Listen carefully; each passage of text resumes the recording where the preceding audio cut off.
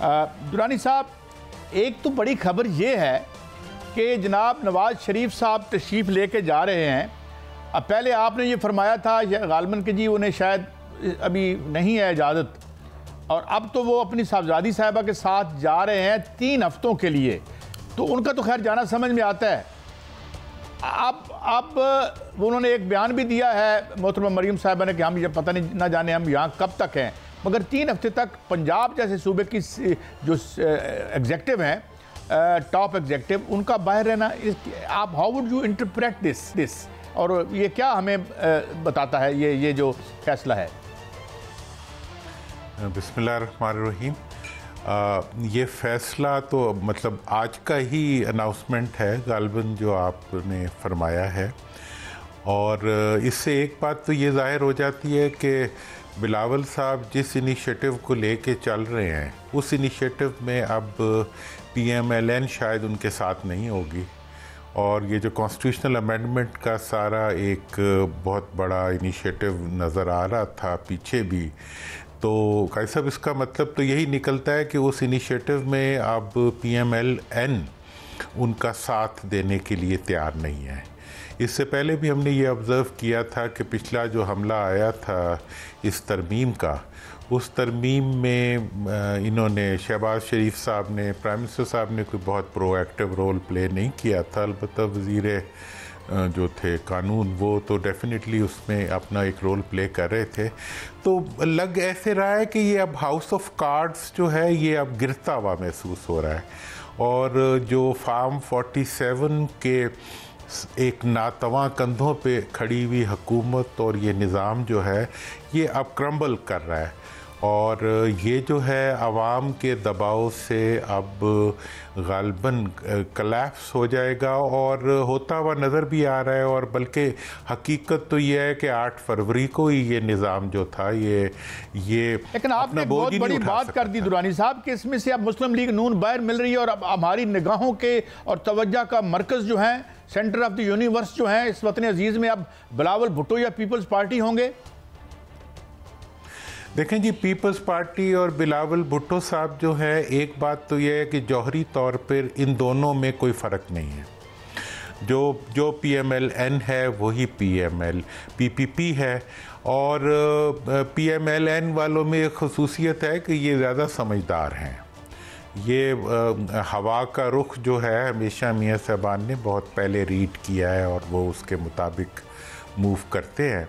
अब बिलावल साहब इस वक्त जो एक शिकस्त खुर्दा मुहिम लेके चल रहे हैं, क्या हवाओं का रुख जो है वो बदल चुका है, बदल रहा है? दूसरा सर ये बताइएगा कि क्या इस वक्त अगर तरमीम नहीं होती और उससे पहले ही मियाँ नवाज शरीफ बाहर चले जाते हैं तो हुकूमत कैसे होगी? तो फिर तो अगर दरमियान में असम्बली के अंदर ये प्रॉब्लम आ गया तो फिर तो हुकूमत गिर गई।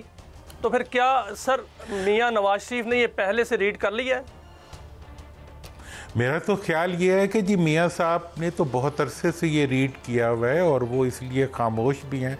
वो उन्होंने तो उस वक्त ही रीड कर लिया था जब उन्हें प्राइम मिनिस्टर नहीं बनाया गया था, लेकिन उसके बाद भी अभी देखें ना, अभी कुछ अरसा पिछला जो गुजरा है 1-1.5 महीना, इस अरसे के दौरान भी ये खबर आती रही है कि मियाँ साहब पे इवन मुस्लिम लीग नून वालों की मुलाकातों पे भी पाबंदी लगाई गई है और बहुत लिमिटेड लोगों को उन तक मिलने दिया गया है।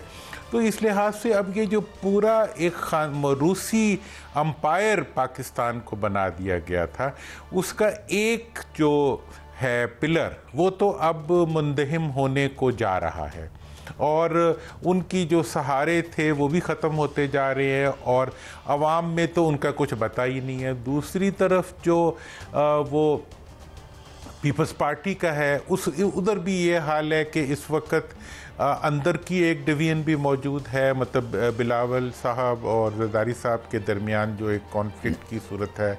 इवन असम्बली के अंदर जो स्पीचेस होती हैं उसमें भी फ़र्क होता है बच्चों की आपस में। अच्छा, मैं माफ़ी चाहता हूँ, मैं इंटरजेक्शन कर रहा हूँ मुझे, मगर 2-3 बड़ी अहम बातें मैं चाहूँगा इस पर आपका टेक आ जाए। आज तो एक मरीम साहब का ये कहना कि हुकूमत एक आनी जानी शय है, और ये इसकी क्या इसका महल क्या था। इसके साथ साथ उन्होंने 600 अरब रुपए का पैकेज अनाउंस किया है किसानों के लिए जी, जो ट्रैक्टर्स मिलेंगे इतने पैसों से, 2.25 बिलियन से तो हम पुराना वो जो हमारा मिलत ट्रैक्टर या दूसरे होते थे वो उनकी फैक्ट्री भी चलवा सकते थे।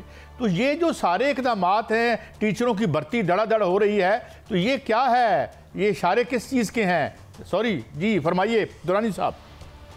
सर ये इसमें देखें, सियासतदानों की एक खूबी तो होती है कि वो आखिरी वक्त तक जो है रोते भी जाते हैं और खाते भी जाते हैं।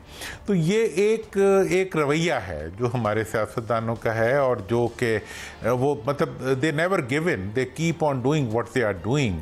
तो ये एक मतलब मियाँ साहब की जब हुकूमत हिलने लगती थी ना, वो जब वो चीफ मिनिस्टर थे तो वो उधर जाके जिम खाना में जाके क्रिकेट खेलना शुरू कर देते, ये बताने के लिए कि सब अच्छा है।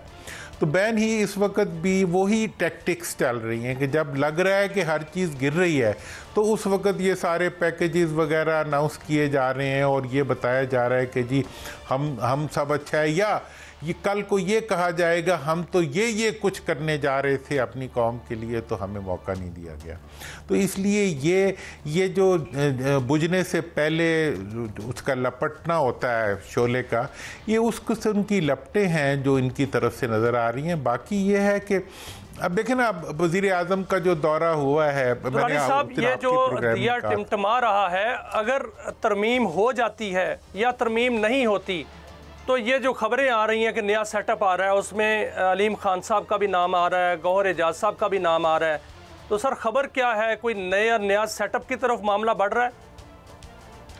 देखें सर, सेटअप के बारे में तो मैं क्या कहूँ, लेकिन मैं कोई ऐसा हैंग्ड पिक्ड सेटअप जो है जो कि इलेक्टेड ना हो, वो पाकिस्तान के लिए उसको अच्छा नहीं देखता। मैं समझता हूँ कि अगर कोई सेटअप आना है तो उसको पार्लियामेंट के अंदर से आना चाहिए, उसको फॉर्म 45 पे आना चाहिए, और फॉर्म 45 पे आने के बाद एक रिकन्सिलिएशन होनी चाहिए, और रिकन्सिलिएशन के बाद अगले इलेक्शन की तरफ आगे बढ़ना चाहिए। इस वक्त कोई भी आर्टिफिशियल अरेंजमेंट जो होगा वो किसी भी नाम के साथ हो, वो कितना भी, लेकिन सर इसमें आपके पास जरूर खबर होगी, क्योंकि एक तरफ जो है वो आप कह रहे हैं कि कोई भी नॉन इलेक्टेड जो है वो सेटअप नहीं आना चाहिए, दूसरी जानब जो है वो बानी पीटीआई कहते हैं कि कोई मुज़ाकरात नहीं होंगे, और रऊफ हसन कहते हैं कि मुज़ाकरात ही हल हैं। तो आप सर खबर दीजिए कि क्या अंदर खाते जो ऐसी सूरत हाल हो तो कोई ना कोई बातचीत चल रही होती है, कोई बातचीत चल रही है सर? देखें जी, बातचीत बड़ी क्लियर है। बातचीत यह है कि बानी पीटीआई की एक डिमांड है कि मेरे से पहले मेरे सारे वर्कर्स को रिहा करो, नंबर 1। नंबर 2, उनका मुतालबा ये है कि आपने अगर बात करनी है तो पहले फॉर्म 45 को इंटैक्ट करें, और मतलब ये है कि जो 8 फरवरी के बाद जितनी भी डिस्टॉर्शंस हुई हैं उनको ख़त्म करें। उसके बाद फिर हम बात करेंगे तो आमने सामने बैठ के करेंगे, और फिर बात होगी उन लोगों से जो उस वक़्त हुकूमत में होंगे।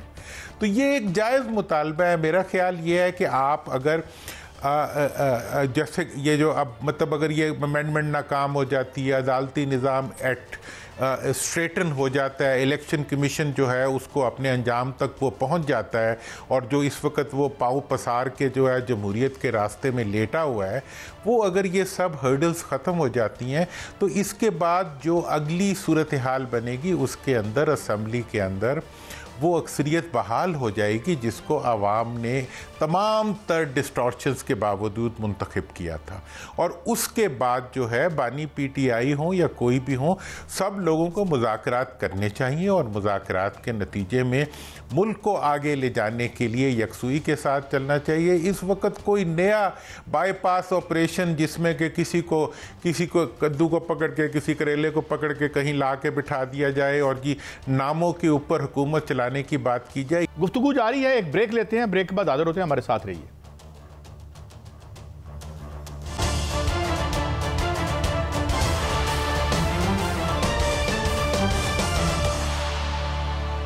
Welcome back. तरमीम की जो एक कोशिश थी वो नहीं हो सकी, जिसकी वजह से बड़े ओहदे जो हैं वो तब्दील हो गए, और बड़ी तब्दीलियां जो हैं वो आइंदा भी आने वाली हैं। तो मरियम नवाज ने भी आज कहा कि हम कानून शिकनी पर मुंह तोड़ जवाब देंगे। ये सूरत हाल वैसे जब भी देखी गई है, ये एंड पर देखी गई है कि जब या हुकूमत जा रही होती है या भेजी जा रही होती है। आप क्या देख रहे हैं सर? देखिए, मैं तो ये समझता हूँ कि जी इस वक्त तो मतलब हुकूमत तो आई ही नहीं थी कभी, हुकूमत तो लाई गई थी, ठीक है ना जी। और लाई भी नहीं गई थी, वो ज़बरदस्ती आई थी। और चंद जो ताकत के मराकज़ थे उनको इस्तेमाल करके वो आई थी। अवाम ने उसको तस्लीम नहीं किया, अवाम ने उसको गुड बाय टाटा कह दिया, तो अब उन्हें जाना ही है।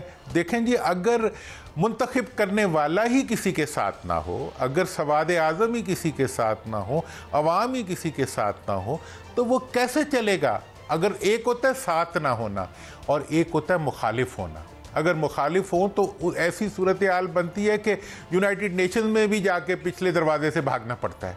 तो लिहाजा ये जो सिचुएशन है, इसके अंदर मौजूदा हुकूमत, यानी फिर सर समझा जाए कि अंपायर की उंगली उठने वाली है।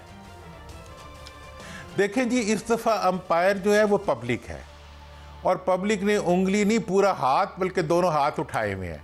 और वो जो है वो उन लोगों को ढूंढते फिर रहे हैं जो उनकी खुशहाली को खाने वाले हैं और उनके मैंडेट को चुराने वाले हैं और उनकी ख्वाहिशात का खून करने वाले लोग जो हैं वो उनको ढूंढते फिर रहे हैं। और आप याद होगा मियाँ साहब, मैंने इलेक्शन वाले दिन कहा था, काई साहब को भी याद होगा, कि अगर अवाम साथ ना हो तो मुल्की इदारे, मुल्की अदलिया और मुल्क के तमाम जो मराकज़ होते हैं वो ऐसी हुकूमतों के साथ खड़े नहीं हो पाते।